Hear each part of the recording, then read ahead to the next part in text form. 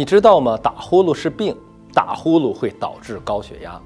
今天我们就用一个视频给大家掰开了揉碎了，把这个话题讲清楚。现在啊，我们身边打呼噜的人非常的多。说到这儿，一说打呼噜是病，好多人说张大夫算了吧，你们这什么都成病了。我告诉你，打呼噜真是病，而且是一种我们必须要重视的病。打呼噜呢，它在医学上被称为睡眠呼吸暂停综合征。长期打呼噜的人特别容易出现代谢类疾病，其中最为典型的就是容易导致高血压。相关权威数据显示啊，打呼噜的人里面50%，也就是一半的人最后会发展为高血压。而高血压患者当中呢，有30%的人有打呼噜这个习惯。如果按照我们国家2.45亿高血压患者来说，8000多万的高血压患者有打呼噜这个习惯。那么打呼噜会对高血压带来什么不利影响呢？第一个，如果你打呼噜比较重，导致你晚上身体缺氧比较严重的情况下，会容易形成难治性高血压。难治性高血压说的通俗点，就是不好治。吃一堆降压药，吃3种以上，包括利尿剂的降压药，血压依旧降不下来。这种情况下，你要审视自己是不是有严重的打呼噜。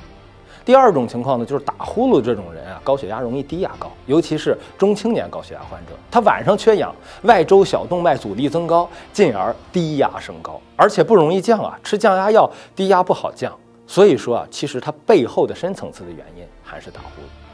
说到这儿啊，好多朋友会问说，张大夫，这个打呼噜应该怎么治啊？我告诉大家，去你身边的正规医院呼吸科或者耳鼻喉科做一个关于打呼噜的检查，也就是大多数情况下是从医院里睡一晚上觉，看看你晚上的低通气状态到底是轻度的、中度的还是重度的缺氧状态。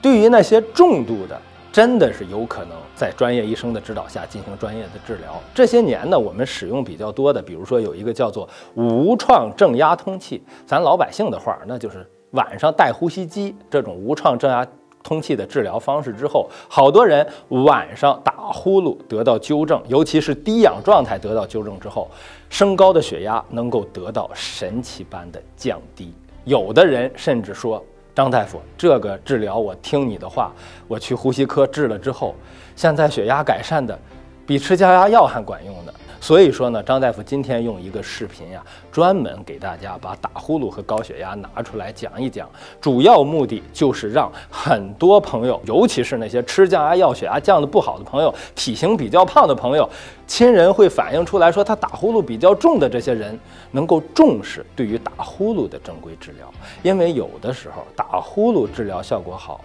这个人的血压也有一个奇迹般的降低。好了，今天介绍到这儿。希望今天这个视频能够帮到身边那些既有高血压又打呼噜比较重的人，能够让大家对这个事儿有个正确的认识。如果大家觉得好，转发给身边的亲朋好友。关注健康，关注心理科医生张振英大夫。